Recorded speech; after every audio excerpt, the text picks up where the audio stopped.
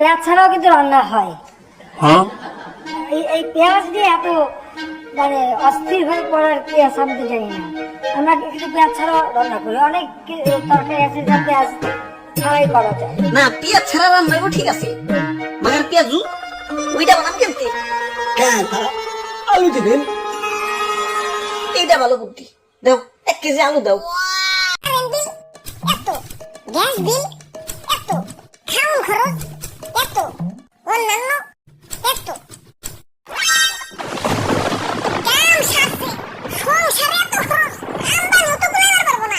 খাওয়ার যতই কই একটু হিসাব করে চলবো, খরচ আর কমে না। এই যে আবার রোজা হয়ে পড়ছে, ভাবছিলাম সপ্তাহে রোজা থাকুক, খাওনের খরচটা তো একটু কমবো। ওমা আগেও যেমন 3 বেলা খাইতাম, এখন যে 3 বেলা খাই, ইফতার ডিনার সেহরি। এই ইফতার আর সেহরিতে তো ডাবল খরচ না, একটু হিসাব করে চলতে হবে। যাই বাজার থেকে ইফতারি কিনে নিয়ে আসি। ইদানিং খুব হিসাব করে চলতে লাগছি, তাই বাজেটের মধ্যে ইফতারি কিনতে লাগছি। পেঁয়াজের দাম বেশি, তাই ভাবছি পেঁয়াজ কিনে নিজের হাতে পেঁয়াজু বানাম। ভাই কেটে পেঁয়াজের দাম কিন্তু বাইরে গেছে। কি দাম বেড়ে গেছে মানে? আরে আগের দাম বিবেচনায় বাজেট বানাইছি, এখন যদি দাম বেড়ে যায় হিসাবে তো গোলমাল লেগে যাবো। কি করি এখন? কি করি? পেঁয়াজ ছাড়াও কিন্তু রান্না হয়। হ্যাঁ এই পেঁয়াজ দিয়ে এত মানে অস্থির হয়ে পড়ার পেঁয়াজ আমি তো জানি না। আমরা কিন্তু পেঁয়াজ ছাড়াও রান্না করি, অনেক তরকারি আছে যা পেঁয়াজ ছাড়াই করা যায়। না পেঁয়াজ ছাড়া রান্না করবো ঠিক আছে, মাগার পেঁয়াজু ওইটা বানাম কেমতে? আলু দিবেন। এইটা ভালো বুদ্ধি, দাও 1 কেজি আলু দাও।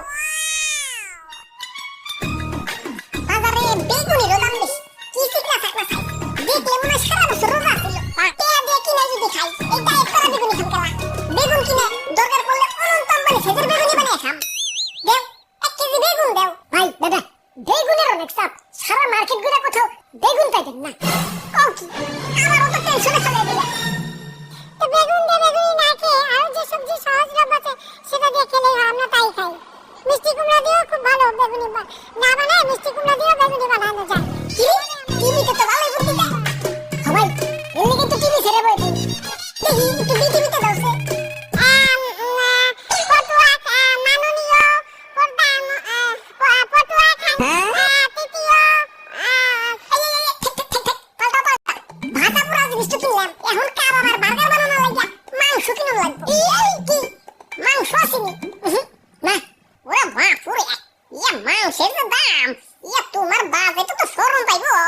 তারপরে বলো তুমি এইটা দেখো, মাংসের পরিবর্তে এখন কাঁঠাল, এবং এই কাঁচা কাঁঠাল, এই কাঁঠালের কাবাব হয়, কাঁঠালের বার্গার হয়। বাহ, এই তো সান্ত্বনা পেলাম। দাও কাঁঠাল দাও এটা। ইফতারিতে তো শরবত লাগবে, তা চিনির দাম কেমন? দামটা তো অতিরিক্ত বেশি, বেশি হলে তো এটা না, বাজেটের উপরে দরজা না পাই না। দেখি টিভিতে কোনো বুদ্ধি পাওয়া যায়নি। হ্যাঁ Oh no! তোমার টিভিতে কোনো বুদ্ধি আছে না? আচ্ছা তো চিনি বাদ দাও, চিনি খাওয়া এমনি তো ভালো না, ডায়াবেটিস হয়। বাহ, তাজা তাজা ফলও বেছো দেখি। যাক চিনির অভাব মিষ্টি ফল দিয়ে পূরণ করুন নি। তা আঙ্গুর কত করে? একদম 300 টাকা। বাপরে আর আপেল একদম 400 টাকা। দাদা রে খেজুর 500। তা ওই রে অনেকক্ষণ ধরে আপেলটা ব্যস্ত পারতাছি না, এমনি না বেসলে তো পয়সা যাইবো। এমনি হোক ওর কাছে ব্যস্ত হইব। আচ্ছা নেও কম রাহনি। এখানে কি আছে? বড়ই দিয়ে ইফতার করেন না কেন? আঙ্গুর লাগবে কেন? আপেল লাগবে কেন? আর কিছু নাই আমাদের দেশে? পেয়ারা দেন না, সবকিছু দেন, পেটটা ওইভাবে সাজান। দাদু বন্ধ করে অভাব নাই কে?